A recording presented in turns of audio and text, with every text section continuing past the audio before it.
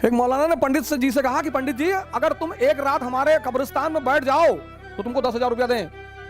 हमारे कब्रिस्तानों में तो भूत और जिन्नात शाम को 7 बजे के बाद ऊपर आके बैठ जाते हैं।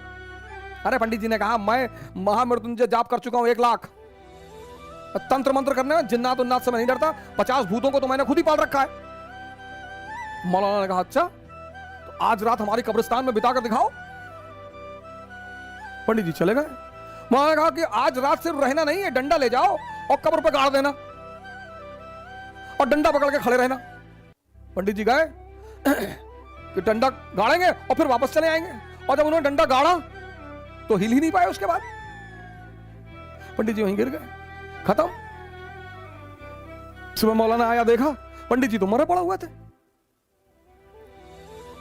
ये कैसे हो गया? तो देखा उसने गौर से चारों तरफ घूम के, तो पंडित जी धोती पहने थे और धोती जमीन से लग रही थी, और जब उन्होंने डंडा गाड़ा तो धोती के साथ डंडा अंदर चला गया। तो जब वो पलटे तो धोती तो डंडे में फंसी थी। उनको लगा कि पकड़ लिया इसने।